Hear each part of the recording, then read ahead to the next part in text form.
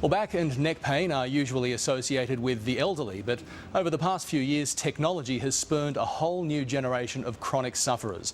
Children as young as 5 are developing severe and possibly permanent spinal, neurological and vision problems because they're spending hours hunched over, texting, email or playing games. This special report now from Helen Wellings. We can see this C-curve forward, and we've got the reduction of these neck.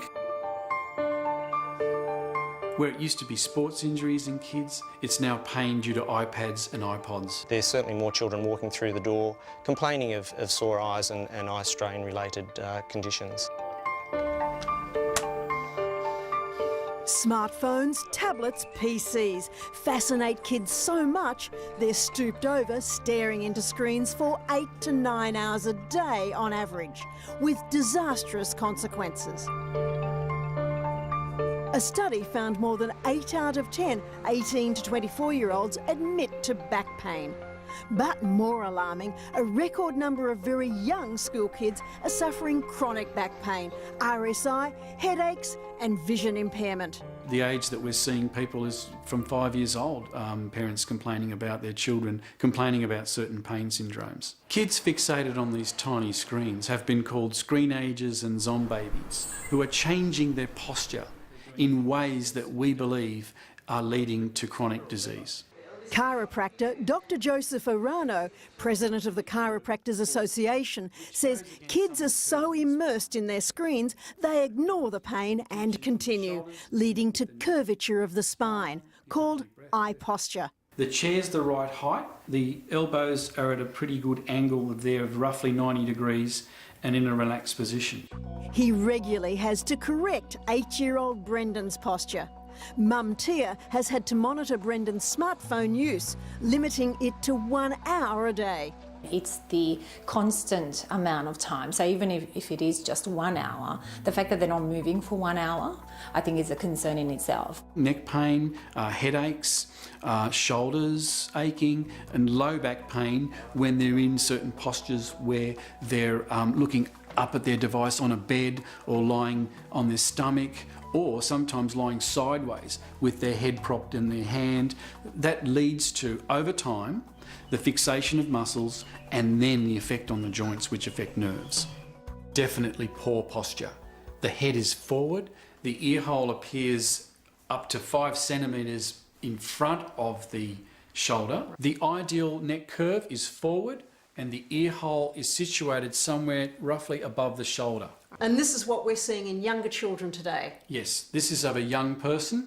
Afterwards, my eyes start to ache for about 45 minutes or so. 7-year-old Alex, like most kids, loves playing on his smartphone.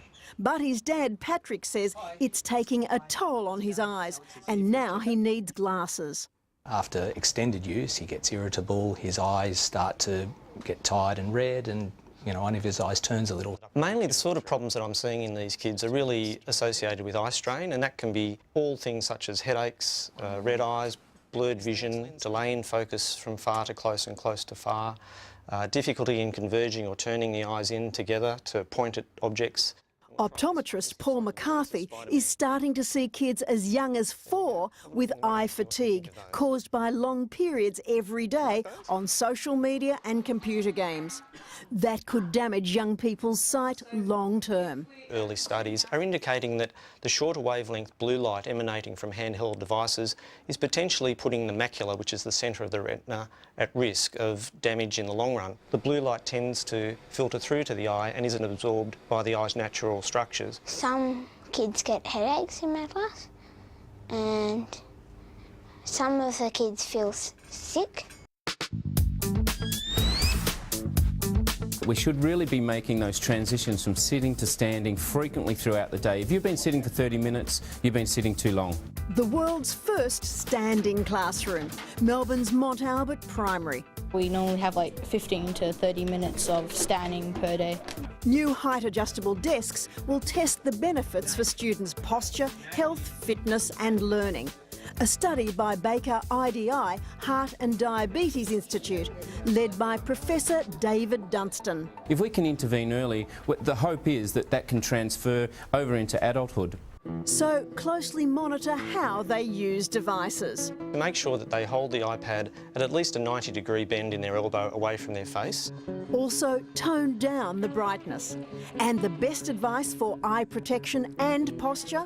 Reduce use time. I'm suggesting to younger children to maybe only use them for 15 to 20 minutes at a time and then have a really decent break. For older students, of course, it's difficult because they have to use them at school, perhaps 45 minutes with a 15-minute break. You have to limit the time spent at these activities and combine it with physical activity and movement as well. Helen Wellings there with that report.